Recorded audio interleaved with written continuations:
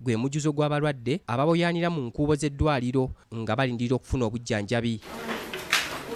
Okusinziira ku bakulira eddwaliro erijjanjaba Kookolo e Mulago, omuwendo gw'abalwadde gweyongera buli lukya ng'era guno gwe guviiriddeko eddwaliro okujjula nga mu kiseera kino ekifo kitandise okufunda. Dr. Victoria Walusasa agamba nti buli mwaka abalwadde ba Kookolo abali mu kakaaga be bafuna okwegatta kwabo abakadde ababasangibwa mu ddwaliro nga bali ku bujjanjabi ekiviiriddeko okubuutikirwa omujjuzo guno nga kati n'omuwendo gw'abasawo gwe balina tegusobola kumala kujjanjaba bulwadde buno. Buli mwaka tufuna abalwadde abapya kakaaga naye bali abalala babadde bali obogeraageranya tuyinza okuba nga tulina abalwadde nga 300 abali mu sisitimu.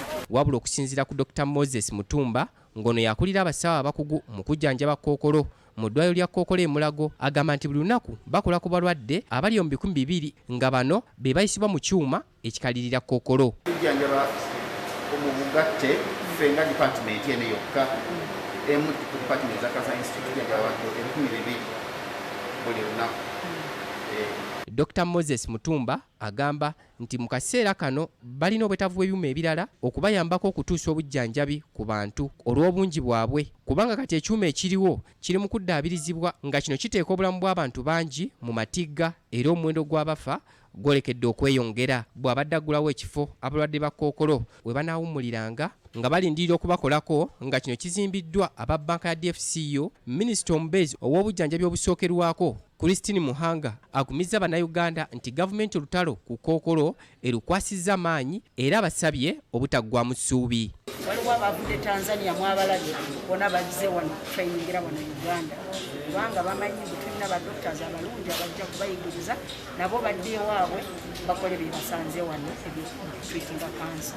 Minisita Muhanga ategeezezza nti nga gavumenti eri mu kaweefube ow'okusembeza obujjanjabi obw'endwadde ezitasangibwa mu malwaliro agasookerwako kiyambeko okutumbula ebyobulamu by'Abannayuganda.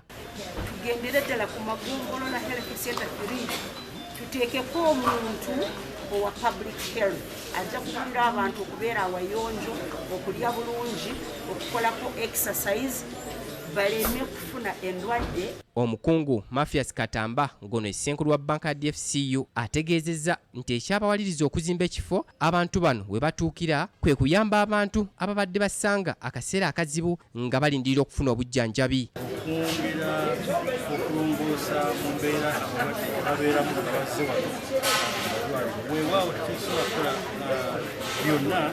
Ekifo ekiguddwawo kya kutuulwamu abalwadde abasoba mu 200 nga kigendereddwamu okubajja mu nkuubo z'eddwaliro mwe babadde batuula. Titus Jemba ne Jack Nantale, BBS Telefina, Gambuuze. Mwebale nnyo abasasi baffe